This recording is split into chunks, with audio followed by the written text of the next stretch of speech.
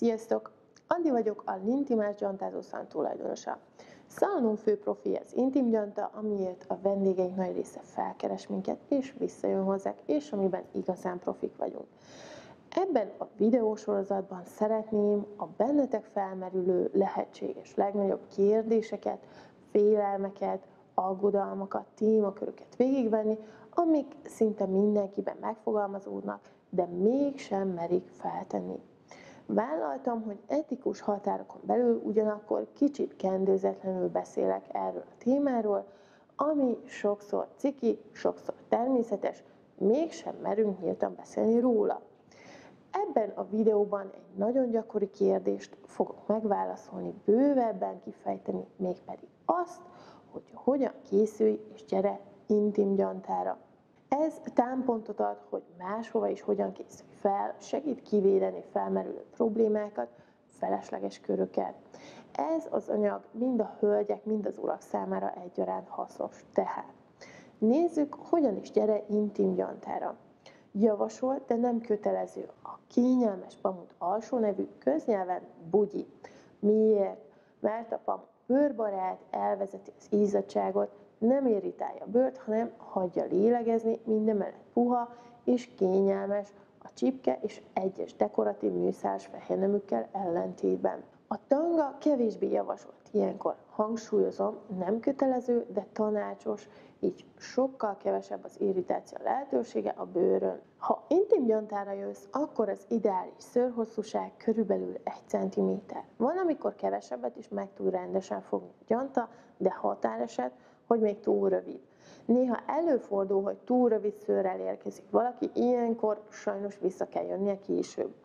Mivel erős szőrzetről van szó, a gyanta is csak megfelelő hosszúságú szőrszálakat tudja úgy megragadni, hogy egy határozott mozdulattal kirántja a gyökerével együtt. Ha intim gyantára jössz, ne használj testápolót, főleg ne zsírosat, olajakat, krémet aznap. Ennek az az egyszerű oka, hogy a zsíros szőrszálakat nem fogja meg rendesen a gyanta, nem tapad meg rajta. Egyébként nyugodtan krémezhetsz, testápolózhatsz, csak aznap ne tedd. Bár használunk zsírtalanító gélt, de ez a biztos.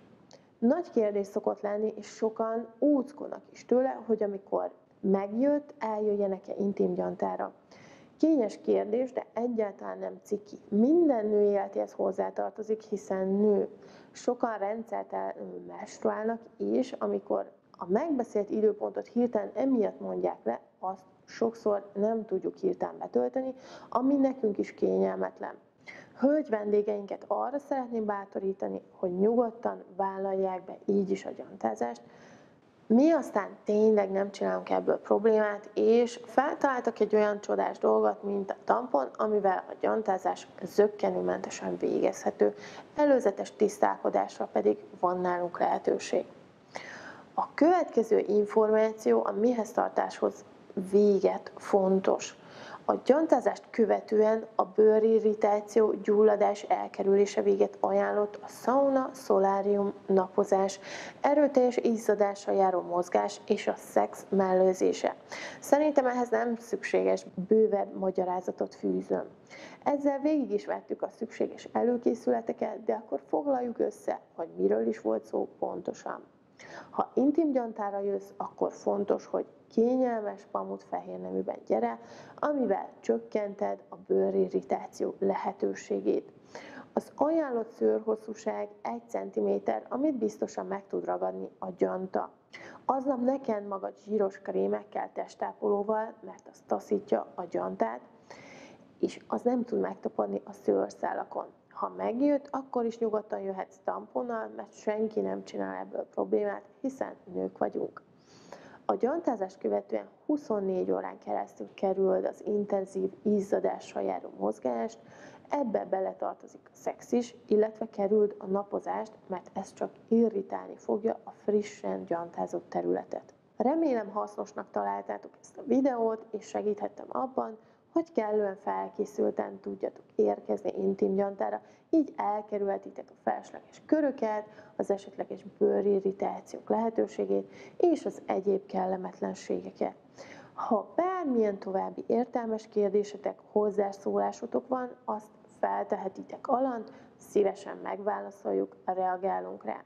András Andi voltam, kívánok mosolygós napokat, éljen a simaság, ne feledjétek, mindannyian csodálatosak vagyunk és egyediek. Sziasztok!